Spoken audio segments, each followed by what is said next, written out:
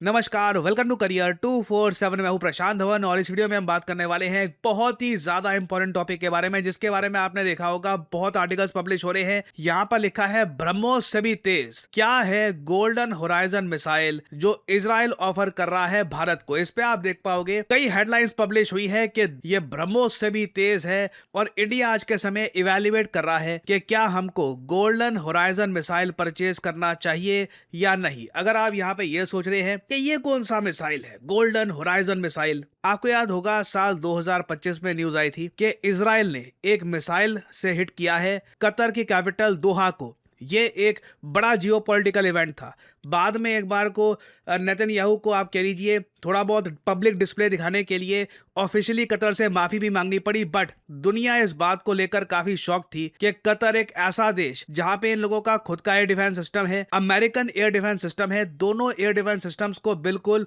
Bypass करके एक missile आता है इजराइल का और सीधा हमास के टारगेट को डिस्ट्रॉय कर देता है। और बाद में कतर के डिफेंस ऑफिसर्स ने खुद ये बात एडमिट करी कि हमें पता ही नहीं लगा कि ये मिसाइल कब आया, कितने प्रिसिशन से उसी बिल्डिंग पे अटैक किया जहां पर हमास के लीडर्स मौजूद थे। और बाद में इजराइल ने ये बात एडमिट करी कि ये मिसाइल ऐसा मत समझना कि हम सीधा कतर में जाकर मार के आए हैं। लोग इनिशियली मान के ये चल रहे थे कि इजराइल, आप यहां पे देखोगे इजराइल यहां पे है, कतर ऑल द वे यहां पे है, पूरा रास्ते में जॉर्डन सऊदी अरेबिया आपको पार करना होता है। लोगों ने इनिशियली समझा कि जॉर्डन सऊदी अरेबिया पार करके कतर के पास बहरीन के आसपास इजराइल के प्लेन्स रुके और यहां से अटैक किया, बट नहीं, इजराइल ने दुनिया को चौंका दिया ये बोलकर कि हमारा अटैक तो हुआ था रेड सी से। ये यहां पे आप देख रहे हैं ये वाटर बॉडी, इसको कहा जाता है रेड सी। आप इमेजिन करके देखिए, यहां से इजराइल मिसाइल लॉन्च करता है और सीधा प्रिसिशन से पूरे सऊदी अरेबिया को पार करके कतर की राजधानी को हिट करता है ये मिसाइल।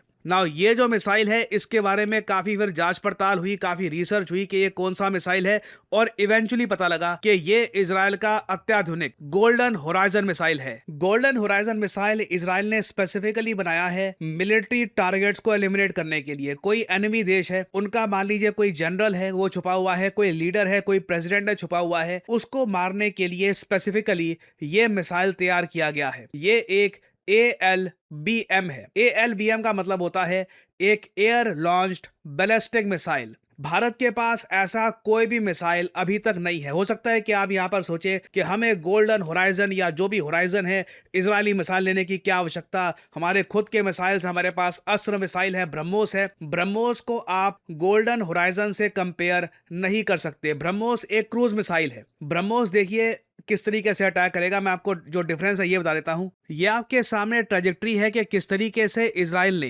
रेड सी से अटैक किया था कतर को। आप देखोगे ये मिसाइल पहले आसमान में जाता है और फिर उसके बाद नीचे अटैक करता है एक बैलिस्टिक मिसाइल की तरह। जो हमारे वेरियस और बैलिस्टिक मिसाइल्स हैं, अग्नि जो सीरीज के मिसाइल्स हैं, वो इसी तरीके से अटैक करते हैं।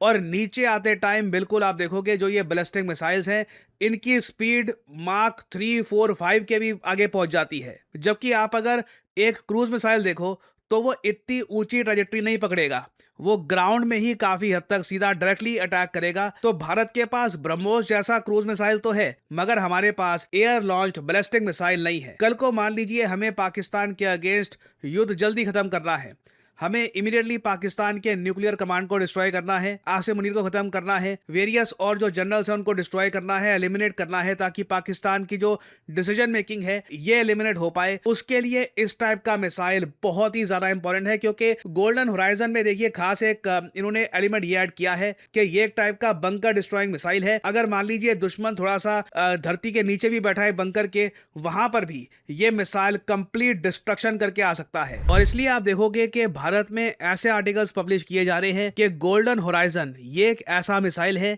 जो भारत की एयर पावर को ट्रांसफॉर्म कर सकता है। यहाँ पे आप देख पाओगे ओपन सोर्स असेसमेंट्स ये सजेस्ट करती है कि Golden Horizon may be linked to Israel's Sparrow missile family. देखिए इजराइल के कुछ मिसाइल्स हैं, स्पैरो 1, 2, 3, 4। बताया जाता है गोल्डन होराइजन उसी फैमिली का एक वेरिएंट है, बस इसमें ज्यादा अत्याधुनिक फीचर्स हैं। अगर हम बात करें इस मिसाइल के रेंज की तो ये 1500 से लेकर 2000 किलोमीटर के आसपास की है। इसको आप अगर कंपेयर करोगे ब्रह्मोस की रेंज से तो ब्रह्मोस की रेंज अभी भी 800-900 किलोमीटर के आसपास है एट मैक्स। और आने वाले समय में अगर मान लीजिए इजराइल ईरान पे बड़ा अटैक करता है तो उस केस में इस मिसाइल का होने वाला है क्रिटिकल रोल, क्योंकि ये मिसाइल सहूलियत देता है कि बिना एनिमी के एयर स्पेस में जाए आप दूर से ही अटैक कर सकते हैं और एनिमी के इंपॉर्टेंट हेडक्वार्टर्स बिल्डिंग्स आप डिस्ट्रॉय कर सकते हैं। और सिंस ये बैलिस्टिक मिसाइल आसमान से सीधा गिरता है धरती पर rather than a cruise missile, तो इसे डिटेक्ट कर पाना बहुत ही मुश्किल है। भारत मोस्ट प्रोबेबली जब ये मिसाइल परचेज करेगा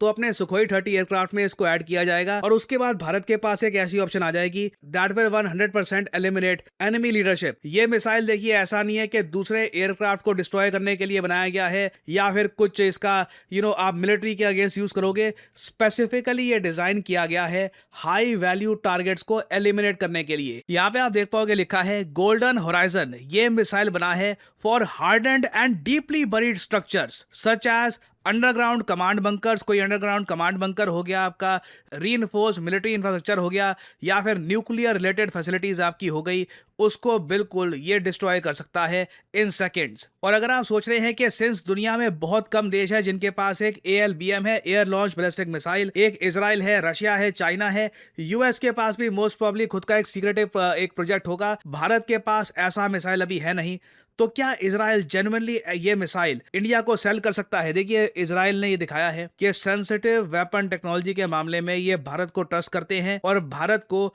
ये अपने state of the art weapon बेचने में भी काफी हद तक रेडी रहते हैं। इवन टेक्नोलॉजी शेयरिंग के मामले में भी आप अगर देखोगे USA के बाद इंडिया को सबसे ज्यादा इजराइल ट्रस्ट करता है। और इस ट्रस्ट को ऑफिशियल बनाने के लिए आप देखोगे जब PM मोदी इजराइल जाएंगे ना, तो इंडिया और इजराइल अपना डिफेंस पैक्ट इसको अपग्रेड कर देंगे। अपग्रेड करके यहाँ पर यह बात भी ऐड कर दी जाएगी कि जो भी सेंसिटिव टेक्नोलॉजीज हैं जो इजराइल लंबे समय से बनाता आ रहा है और दुनिया के बारे में ज्यादा इंफॉर्मेशन ये देते नहीं है इस टेक्नोलॉजी के बारे में, ये टेक्नोलॉजी से रिलेटेड जो मिसाइल हैं ये इंडिया को बेचने के लिए इजराइल रेडी होगा। और यहाँ पर कुछ मिसाइल्स तो ऐसे होंगे जो इजराइल ने भारत के अलावा किसी भी और देश को नहीं बेचे हैं। यहाँ पे आप देख पाओगे अकॉर्डिंग टू द रिपोर्ट्स, ये जो इजरायली मीडिया रिपोर्ट कर रहा है, इजरायली जर्नलिस्ट रिपोर्ट कर रहे हैं, ये मैं आपको बता रहा हूँ कि the new areas of cooperation include developments in the ballistic missile defence, advance laser systems. इसमें ये भी एक पॉसिबिलिटी है कि इजराइल का जो लेजर सिस्टम है वो भी इंडिया परचेज करेगा। उसके अलावा लॉन्ग रेंज मिसाइल जो मैंने आपको बताया, एयर लॉन्च बैलिस्टिक मिसाइल्स, और finally unmanned aerial vehicles, drones,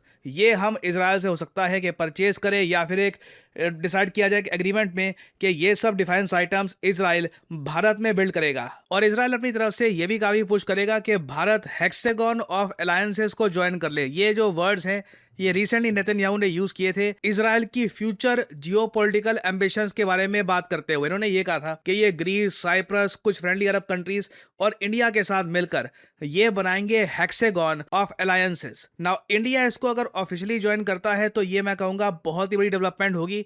अभी के लिए इंडिया, इजराइल, UAE और USA का एक ग्रुप है I2U2 जो ज्यादा एक्टिव रहा नहीं है डोनाल्ड ट्रंप की एडमिनिस्ट्रेशन के अंडर, बट आने वाले समय में हमको देखना होगा कि PM मोदी इजराइल में क्या अनाउंसमेंट्स करते हैं। ये हिस्टोरिक हो सकती है regarding free trade agreement, missile technology और इवन लेजर वेपन्स। बहुत सारी डेवलपमेंट्स आने वाली आने वाले समय में मैं आपके लिए अपडेटेड वीडियोस लाता रहूंगा। और फाइनली यहाँ पे आप लोगों से मैं एक सवाल पूछूंगा। एक ट्रीटी है बहुत ही फेमस ओटावा कन्वेंशन के नाम से, ये है माइन बैन ट्रीटी। आपने देखा होगा जमीन पर जो माइन बिछाते हैं उसको बैन कर देती है ये ट्रीटी। हाल ही में एक देश ने अनाउंस किया है कि ये लोग इस ट्रीटी से बाहर निकल जाएंगे और अपने देश के आसपास माइन बिछाएंगे ताकि अपने देश की रक्षा कर सके, बॉर्डर्स की रक्षा कर सके। बताइए ओटावा कन्वेंशन को हाल ही में किस देश ने छोड़ा है? ये है यहाँ पे आपकी ऑप्शंस, भारत, पोलैंड, फ्रांस या फिर UK। कमेंट सेक्शन में करिए उत्तर। जो लोग देंगे सही आंसर उनकी कमेंट को मैं दे दूंगा हार्ट, ताकि बाकी लोग समझ पाएं कि सही उत्तर क्या है। करियर 247 मतलब के जॉब अपॉर्चुनिटीज। ऑलरेडी मैं आपको बता दूं देश भर में कई युवा हैं जो करियर 247 की हेल्प से आज के समय अपनी ड्रीम जॉब में अपना करियर आगे बिल्ड कर रहे हैं। कुछ टेस्टिमोनियल्स आपके सामने हैं। PD सर को फॉलो कर रहा था, प्रशांत धवन सर को, और PD सर से मुझे कैरियर 24/7 के बारे में पता चला। मैं बहुत थैंकफुल हूँ PD सर का। मैं थैंक यू कहना चाहता हूँ कैरियर 24/7 को, जिसकी वजह से मुझे ये अपॉर्चुनिटी मिली और मैं फिलहाल इनरिच मनी पे as a compliance analyst placed हूँ। मुझे 3 रोल ऑफर हुए थे, 2 रोल इसी कंपनी से, एक दूसरी कंपनी से। I was a little bit confuse कि मैं कौन सा रोल चूज करूँ। थैंकफुल टू कैरियर 24/7 मेंटर्स कि उन्होंने मुझे गाइड किया कि मेरे कैरियर के लिए कौन सा पाथ बेटर रहेगा। मैं अपने घर का सबसे एल्डेस्ट सन हूँ। मुझे गाइडेंस करने वाला कोई नहीं था, पता नहीं था कि ज़िंदगी में क्या करना है। तो मैंने खुद ही से डिसाइड किया कि मेरा स्किल गैप है, जॉब है लेकिन सेटिस्फेक्शन नहीं है, लाइफ में क्या करना है पता नहीं है, सैलरी भी सेटिस्फाइड नहीं है। तो उन्होंने मुझे सजेस्ट किया डेटा एनालिसिस प्रोग्राम, मैंने ज्वाइन किया। यहाँ आके मुझे पता चला कि रियल लाइफ प्रोजेक्ट्स क्या होते हैं। यहाँ पे मुझे वो सब मिला जो इंजीनियरिंग में मिसिंग था, structured learning, real life projects, hands-on experience. I am thankful to my teachers, my industry experts जो आए थे, जिन्होंने मुझे रेफ़र किया, और Career 247 ने जिन्होंने मुझे गाइडेंस दिया कि कैसे क्या करना है। उन्होंने मुझे हर स्टेप में गाइड किया, हर एक इंटरव्यू के पहले मुझे प्रिपेयर किया। लोग हमेशा पूछते हैं कि तुमने ये कैसे अचीव किया। मैं बस उनको इतना ही बोलना चाहूँगा कि छोटी जगह से आना प्रॉब्लम नहीं है, प्रॉब्लम है गाइडेंस ना होना। ये सक्सेस स्टोरीज देखकर बहुत अच्छा लगता है, क्योंकि मुझे पता है कि पहली जॉब जब लगती है तो उसकी क्या खुशी होती है when you finally get the salary credited. घर में क्या वातावरण होता है, ओवरऑल आपका जो मनोबल होता है वो कितना बढ़ जाता है। सो आप सब लोगों के लिए मैं कहूँगा एक इंपॉर्टेंट जानकारी ये है कि करियर 247 का state of the art data analytics course, जो हमारा सबसे ज़्यादा इन डिमांड कोर्स है, that is powered by the global tech giant IBM। इस कोर्स में आपको 3 सर्टिफिकेट्स मिलते हैं बाय करियर 247, NASSCOM और ऑब्वियसली अ ब्यूटीफुल सर्टिफिकेट जहाँ पे IBM का लोगो लगा होगा। बट अबव ऑल दैट 6 महीने में जो आपको नॉलेज मिलती है, जो आपको स्किल्स मिलती है, वो सारी उम्र आपके साथ रहेगी। That will help you everywhere. अगर आप सीरियस है अपने करियर के बारे में, अपनी पहली जॉब के बारे में, तो आपको सिंपली क्या करना है, तो वीडियो के डिस्क्रिप्शन या फिर कमेंट सेक्शन में जाइए, पिन कमेंट में आपको लिंक मिल जाएगा। इस लिंक पर करिए क्लिक, यहाँ पे आपके सामने ये पेज खुल जाएगा। यहाँ पे अपनी जो डिटेल्स है डालिए, नाम, ईमेल आईडी, नंबर और ऑफ कोर्स कोड डालिएगा PD10, ताकि आपको डिस्काउंटेड रेट पर ये कोड ऑफर किया जाए। करियर 247 की तरफ से काउंसलर आपको कॉल करेंगे, आप बात कर सकते हैं। यू कैन डिस्कस आपके करियर के क्या प्रोस्पेक्ट्स हैं, आप क्या देख रहे हैं, आप इस कोर्स से क्या चाहते हैं, और आप अपनी जर्नी स्टार्ट कर सकते हैं in the field of data analytics with career 247। Remember to use the code PD10 to get the discounted price in the course. और इसी नोट के साथ यह है वीडियो का अंत। Thank you for listening and as I always say, may the gods watch over you.